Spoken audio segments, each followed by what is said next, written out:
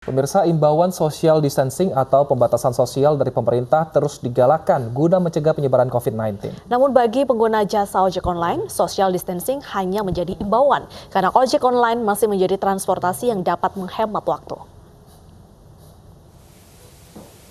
Guna mencegah penularan COVID-19, pemerintah mensosialisasikan social distancing atau pembatasan sosial dengan pemberlakuan work from home atau bekerja di rumah dan karantina mandiri. Namun imbauan itu sangat berpengaruh besar dengan pendapatan pengemudi ojek online karena menurunnya jumlah penumpang.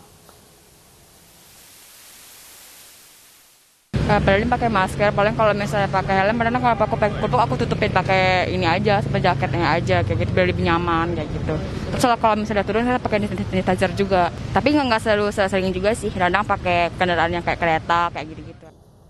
Dan pemirsa, untuk mengetahui apa saja dampak social distancing kepada pengemudi ojek online, sudah bergabung bersama kami Baby Kristami di kawasan Stasiun Tebet, Jakarta Selatan. Ya, Baby, apa saja yang dilakukan oleh pengemudi ojek online untuk tetap bisa menerapkan social distancing? Ya, selamat siang Wilson, Deta, dan juga pemirsa. Saat ini saya sedang berada di depan Stasiun Tebet, di mana dapat dilihat di belakang saya ini masih banyak pengemudi ojek online yang masih beroperasi. Memang diketahui pemerintah sudah melakukan himbauan dan juga sosialisasi mengenai social distancing atau pembatasan sosial terkait mengenai karantina mandiri dan juga work from home atau bekerja dari rumah. Dan ini memang berdampak kepada seluruh lapisan masyarakat, terutama berdampak signifikan terhadap pengemudi ojek online. Untuk lebih lengkapnya, saya akan berbincang mengenai dampak dari social distancing ini dengan Bapak Syarifuddin bersama dengan kami sekarang. Pak, bagaimana nih Pak? Bapak tahu nggak social distancing itu sebenarnya apa? Saya sedikit tahu ya, tapi nggak banyak. Distancing sosial itu kita nggak boleh keluar rumah dan nggak boleh berpergian atau berkerumun di orang-orang banyak. Berpergian dengan berkendaraan roda 2 juga itu nggak boleh gitu kan. Jadi kita harus sterilkan badan kita gitu kan. Oke, baik. Berarti Bapak kurang lebih udah mengetahui ya Pak ya, social distancing itu apa. Dampak apa Pak yang Bapak rasakan sebagai pengemudi ojek online? Dampaknya ya untuk pendapatan kita menurun ya gitu kan. Ya kalau untuk dari hari Senin kita rada lumayan. Selasa menurun, terus sampai hari ini kita menurun drastis untuk pendapatan, untuk customer-nya juga sangat berkurang. Gitu. Kira-kira berapa lama sih Pak Bapak bisa mendapatkan orderan pertama di tiap harinya?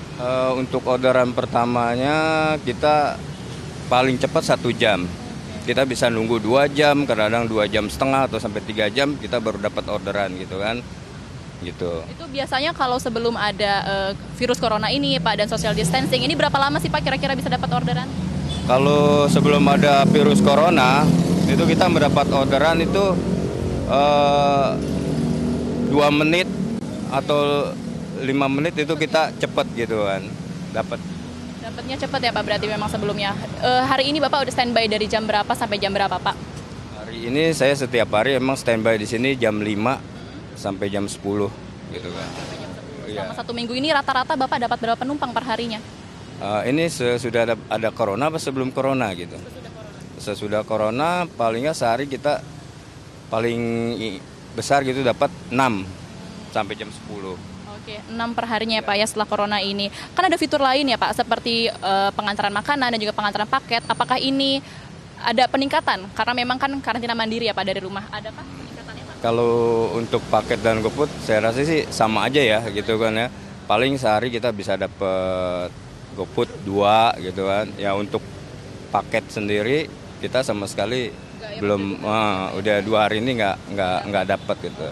Baik, dari perusahaan tersendiri itu ada himbauan nggak sih Pak setelah ada merebaknya virus corona ini? Dari kantor Gojek sendiri ada himbauan buat driver, kita disuruh pakai jaket yang bersih gitu kan, terus helm dibersih-bersihkan semua gitu kan. Kita perlu pakai pembersih tangan, Sentik ya namanya gitu. Iya. Terakhir Pak ada himbauan terakhir nih Pak, cara Bapak bertahan untuk mensiasati situasi ini apa Pak? Takut nggak Pak dengan corona? Kita kan manusia ya gitu kan, manusiawi lah. Kita punya rasa takut gitu kan dan rasa was-was dengan corona ini.